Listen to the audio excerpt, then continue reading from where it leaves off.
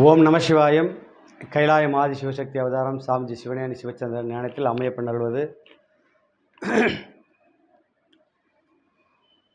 பஞ்சபூதம் நிலம் நீர் நெருப்பு காற்று வானம்.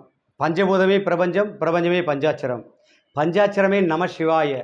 நம சிவாய என்பதே ஆதிசிவன், 5 தலையுடையவன். அதனால தான் பஞ்சாட்சரம்.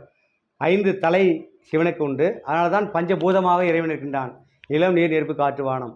அந்த ஆதிசிவனே மானிடர்களாகவும் இருக்கின்றான். புயல் அனைத்து வகையான ஜீவனாக இருக்கின்றான்.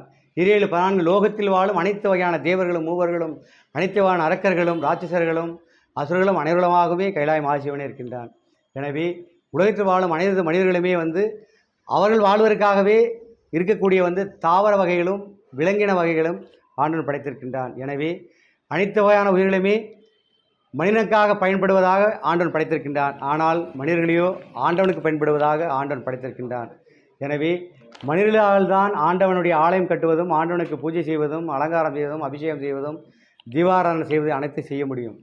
எனவே இன்பங்கள் என்பது மனிதர்களுக்கு மட்டும்தான் இருக்கிறது. மற்ற உயிரினருக்கெல்லாம் இன்பங்கள் கிடையாது, பாவங்கள் கிடையாது. எத்தனை பேர், அதாவது ஒரு மிருகத்தை இன்னொரு மிருகம் அழித்து கொண்டு தின்னாலும் மிருகத்துகளுக்கு பாவமெல்லாம் கிடையாது. என்றால் ஒன்றை ஒன்று கொண்டுதான் உயிர் வாழ்ந்தாக வேண்டும். அதுதான் படைப்பின் ரகசியமாகும். மனிதர்களுக்கு பார்த்தால் அப்படி கிடையாது. மற்றவனுடைய செல்வத்தை எவன் ஒருவன் ஈட்டிக் கொள்கின்றானோ அவனுக்கு ஆண்டவன் பல வகையான அளவற்ற துன்பங்களை கொடுத்து விடுவான்.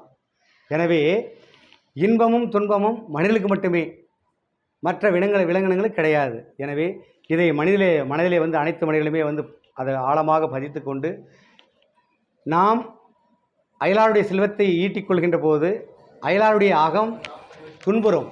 நம் செல்வத்தை அவன் எடுத்துக்கொண்டானே, இப்பொழுது அவன் நல்லா இருக்குன்னா நம் குடும்பம் வேலையில் இருக்கிறது என்று அவன் எண்ணுகின்ற போது அவனுடைய மனவேதனை சிவன்கிட்ட சென்று சிவன் அந்த ஏமாற்றி அவனுடைய குடும்பத்திற்கு பல வகையான விபத்துகள், இடர், பிணி, விபத்தில் அனைத்துமே கொடுத்து அழித்து நாசமாக்கி 7 ஜென்மமும் அவனுக்கு கொடிய துன்பங்களை கொடுத்து இறுதியிலே அவனை ஆவியாக பூலோகத்திலே அலைவிட்டு விடுவான். நல்லோர்களுக்கு பூலோகத்திலே குபேர அந்தஸ்தை கொடுத்து ஆனந்தமாய் வாழ வைத்து வாரிசுகளெல்லாம் கொடுத்து 7 ஜென்மமும் அம்மையப்பனுக்கு ஞானக்கலையத்தை தொண்டு செய்து இதிலேயே அந்த நல்லோர்களுடைய ஆன்மாவை கைலாயம் ஆதிஜீவனுக்குள்ளே லயம்படுத்திக் கொள்வான். அதுதான் முக்தி என்பது. ஓம் நம சிவாய. திருஷ்டம்பலம். ஓம் நம சிவாயம். ஞானக்கலையம், தர்ம டிஸ்ட்ரிக்ட், பாலக்கோடு, வெளிச்சந்தை. ஓம் நம சிவாய்.